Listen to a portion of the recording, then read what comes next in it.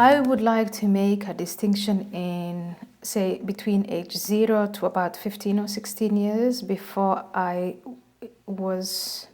came in touch with a woman we called Sister Aziza in my secondary school in Kenya, and the time after that. Before I met Sister Aziza, the Islam of my family was not political. So I do not remember either my father or my mother saying that a society has to be, Sharia should be the rule of a country or a society. With one exception, in the 1 year that we were in Saudi Arabia, there was no distinction between a secular sphere and let's say the realm of Caesar and the realm of God. These were intertwined in Islam. And in the 1 year that we were in Saudi Arabia, we lived according to Sharia, and the state was run through Islamic law. So the beheadings, for instance, amputations every Friday, the stonings, that kind of thing, that happened. And there was a distinction when atrocities in Somalia were carried out by a secular dictatorship such as Mohammed Siad Barre. My mother would denounce, condemn those atrocities. But when atrocities were carried out in the state of Saudi Arabia, thieves were amputated, people's heads were cut off, that was Sharia law, and that was something that the victim deserved because he violated the law of God. But we left that behind us when we left Saudi Arabia and went into Ethiopia. My life in Ethiopia and in Kenya until my 16th year was, I would just say, praying 5 times a day. It was Islam was there socially and culturally. It wasn't a political issue. When I meet in 1985, Sister Aziza, a different kind of Islam is introduced, and different meaning also from the one I knew from my family.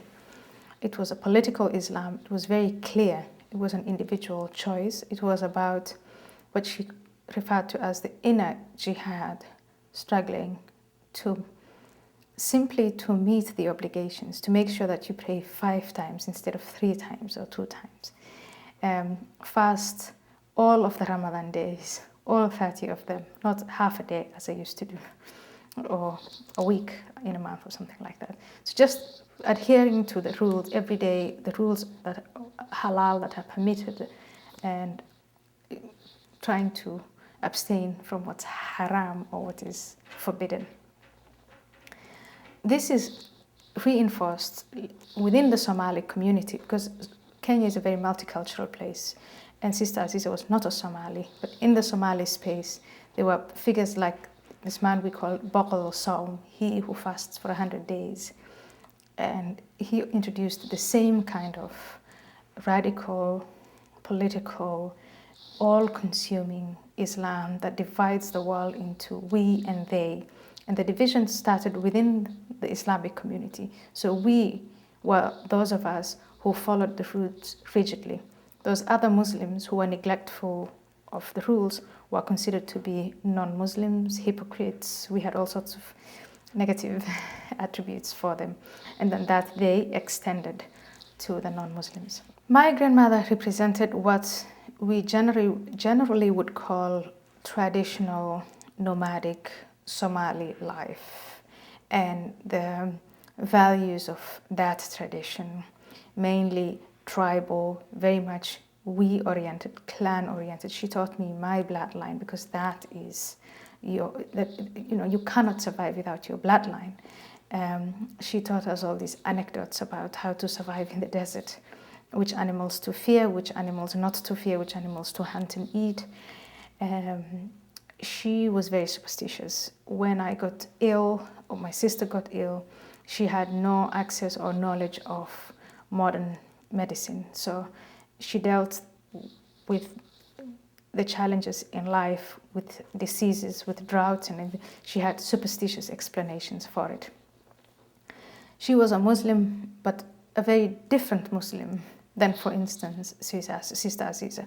Her Islam was very much diluted with her own cultural, traditional superstitions. For instance, she thought it was a good thing to celebrate the birthday of the Prophet Muhammad, which later Sister Aziza and Bokolson would say that was a bad thing to do. She could not read the Quran. She had learned a few verses by heart, just enough to pray, but she didn't allow us to put the Quran on the ground. She would make us kiss the Quran and put it on a higher surface and first clean our hands before we touched it or anything like that. So she was just more of a traditional Somali nomadic value system. With respect to Islam, we should make a distinction between Muslims and Islam.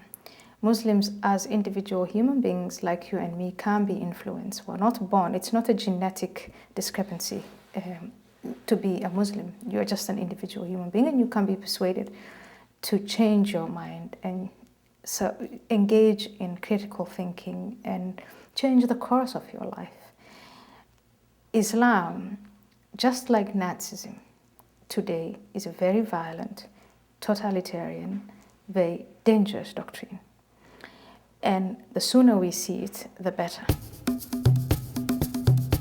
It depends on where they are. If you're in Europe or in America, you have access to so much education, so much empirical evidence that you can change your own life if you do certain things. I would say to Muslims living in the West, take advantage, full advantage of that. Develop your mind and your faculties of critical thinking and look around you.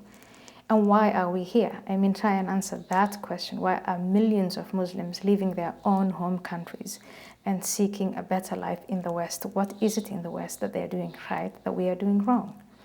If you are in Muslim countries, then there's a difference. That the wealthy Muslim countries through oil, the Saudi citizens, the United Arab Emirates, Kuwaitis and so on, who can afford, because they don't have to go about, they don't have to spend 90% of their time seeking bread, like the poor neighborhoods of Egypt. That group can make a change and can bring in, because we live in the age of internet and so on, they can translate progressive books, the Enlightenment, lots of ideas of books here into Arabic and bring it and give it to their own people. Right now they're only reading the Quran. It's very little to live on intellectually. For in poor countries, what you see now is that the Islamic Brotherhood or Brotherhood organizations, fundamentalist Islamic organizations, are the ones who are providing the care, and it's an uncorrupt care, health care, food, the rule of law, making sure that places are safe, neighborhoods are safe, and so on. And that can be challenged by, I would say, people who will not replace one form of oppression with another form of oppression.